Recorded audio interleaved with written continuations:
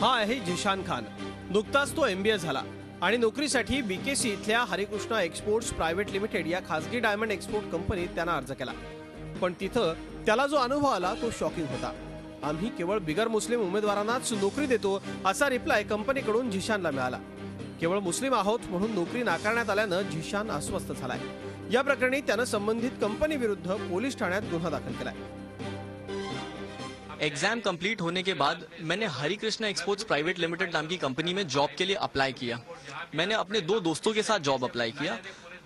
मेरे 2 दोस्तों का एप्लीकेशन एक्सेप्ट हो गया, लेकिन मेरा एप्लीकेशन इस वजह से रिजेक्ट हुआ क्योंकि मैं मुसलमान हूँ।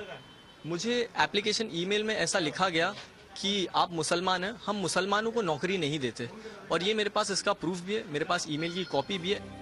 मुस्लिम असल्यानं नोकरी नाकारण्यात आल्याच्या या प्रकारानं सोशल मीडियातही खळबळ उडाली आहे। मुस्लिम समाजातूनही या बाबतीत तीव्र नाराजी व्यक्त होतीये।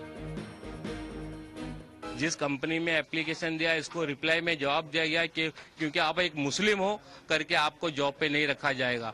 अगर इस तरीके की भावना अगर एक कंपनी वाला करेगा, जबकि 1956 का एक्ट है कि आप धर्म के नाम पर कोई भी अगर कंपनी वाला इस तरीके की किस्म करता है तो सबसे पहले उसका लाइसेंस रद्द करने का काम किया जाए। ये हमारे देश के लिए बहुत ही अफसोस की बात है कि हम लोग जहां हिंदू मुस्लिम मिलजुल करके रहते हैं और यहाँ इस तरह की फीलिंग पैदा की जा रही है। इदारे हो, चाहे सरकारी इदारा हो या गैर सरकारी इदारा हो, इस पर सरकार को चाहिए कि इस पर सख्ती से नोटिस ले और उसको इंसाफ दे।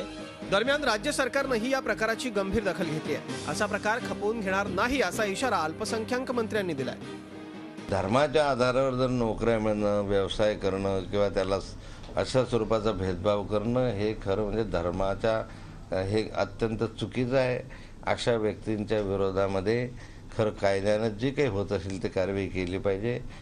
या अशा घटनेची, दुर्दैवी घटनेची आम्ही निंदा करतो। धर्माच्या नावावरती नोकरी नाकारण्याचा हा प्रकार निंदाजनकच आहे। आपली मानसिकता कधी बदलणार हाच खरा सवाल आहे।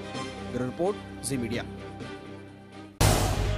झी 24 तास रहा एक पाऊल पुढे।